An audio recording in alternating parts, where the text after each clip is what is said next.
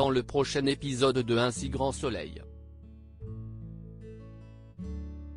Tandis qu'un violent braquage se produit à l'aérodrome de Montpellier, des tensions apparaissent entre Johanna et Arthur.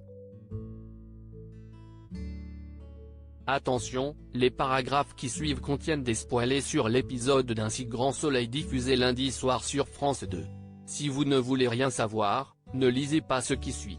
Lundi 5 avril 2021 dans Un si grand soleil. Un violent braquage se produit à l'aérodrome de Montpellier. Borda, PDG d'une entreprise de recherche technologique, arrive en hélicoptère à l'aérodrome de Montpellier. Tandis que des gardes du corps l'entourent, l'un d'entre eux neutralise ses collègues puis s'empare de la clé USB attachée autour de son cou. Le braqueur lui demande alors de se coucher face contre terre avant que l'un de ses complices ne vienne le récupérer en voiture. Dans leur fuite, les deux hommes percutent malheureusement un agent de sécurité. Pendant ce temps, Virginie et Alex se baladent au bord de la mer. En couple depuis plus d'1 an et demi, Virginie aimerait qu'ils s'installent ensemble mais Alex estime qu'il n'y a pas d'urgence. Leur conversation est interrompue par Manu qui prévient Alex qu'un braquage a eu lieu en ville. Par la suite, ce dernier rejoint son coéquipier à l'aérodrome pour interroger Enguerrand Borda.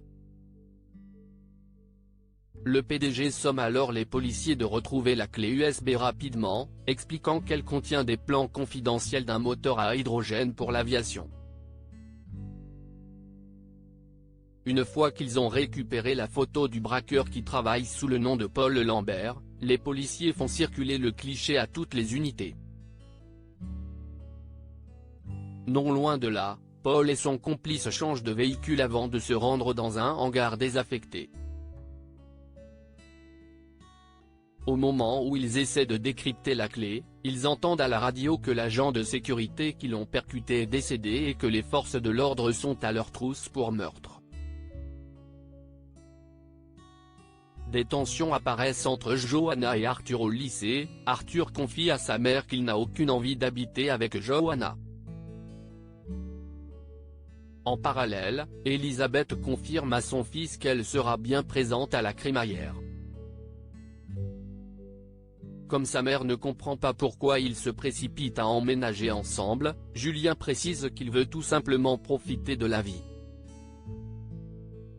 De son côté, Alice hésite toujours à se rendre aux festivités craignant que cela ne crée un malaise avec son ex. Dans le même temps, Johanna et Arthur s'activent pour préparer la réception. Lorsque le jeune homme lance un morceau de rap, Johanna fait savoir qu'elle préfère choisir elle-même la musique.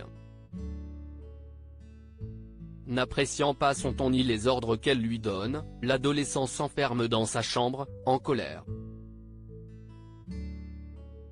Julien lui emboîte alors le pas et aimerait savoir s'il parviendra à s'entendre un jour avec Johanna. Arthur promet d'essayer. Le soir venu, la fête bat son plein.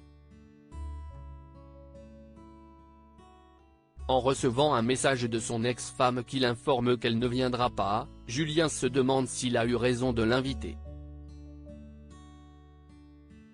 Mais pour Johanna, il a bien fait car elle estime que c'est une bonne chose qu'il garde d'aussi bons rapports avec son ex.